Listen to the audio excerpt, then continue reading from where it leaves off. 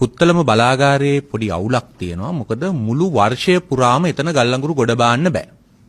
වර්ෂයේ මාස කීපයක් විශේෂයෙන් මේ නිර්තදිග මෝසන් සුළං තියෙන මාසයේ කීපේ එතන ගල් අඟුරු බාන්න බෑ. සාමාන්‍යයෙන් අප්‍රේල් 14ත් සෙප්තැම්බර් 14ත් අතර කාල පරිච්ඡේදය ගල් අඟුරු බාන්න අපහසු කාල පරිච්ඡේදයක් හැටියට තමයි තියෙන්නේ. ඒ අනුව ඒ කාලේ ඉන්න නැව් වල ගල් අඟුරු බෑමට හැකියාවක් නැහැ. මොකද කිලෝමීටර් 3ක් පමණ ඈතින්නේ නැව නවත්තන්නේ.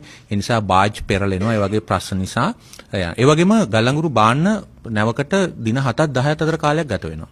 බාල ගල් අඟුරු ගෙනෙනවායි කියලා විශාල මාධ්‍ය ප්‍රචාරයක් දීලා තිබුණා. ඒ ගල් අඟුරු වල ලබා ගන්න ඒ ගල් අඟුරු තියෙනුනේ කිලෝග්‍රෑමයකට කිලෝ කැලරි 5800ත් 6200ත් අතරේ. ඒ ප්‍රමිතිය නැති බාල ගල් අඟුරු ගෙනෙනවායි කියලා විශාල මාධ්‍ය ප්‍රචාරයක් ගෙන ගියා. ඒ අනුව මේ ගල් අඟුරු බාලයවද කියලා බලන්න ඒ ගල් අඟුරු ගොඩ බෑමෙන් පස්සේ අපි මේ ලංකාවේ තිබෙන පර්යේෂණාගාරයකින් කියන්නේ ඇක්‍රිඩිටඩ් තැනකින් ප්‍රතිතන ස්ථානකින් වාර්තා ලබාගත ඒ වාර්තා අපි ගාව තියෙනවා. එතෙන්දි පෙනී ගියා ගල් අඟුරු වල ප්‍රමිතියේ තාම මද අඩුවක් තිබෙන බව. ඒ කියන්නේ ගල් අඟුරු ප්‍රමිතිය තිබුණේ 5800යි 5775 වගේ සීමාවේ තමයි තිබුණේ. ඒකෙන් මම වගකීමෙන් කියනවා ඒකෙන් කිසිසේත්ම ගල් අඟුරු දහනය කිරීමට කිසිම බාධාවක් නැහැ. දැන් මේ සමහරු ඔක්කොම නොරොච්චෝලේ බලාගාරයේ දොස් ටික යවන්නේ මේකෙන්.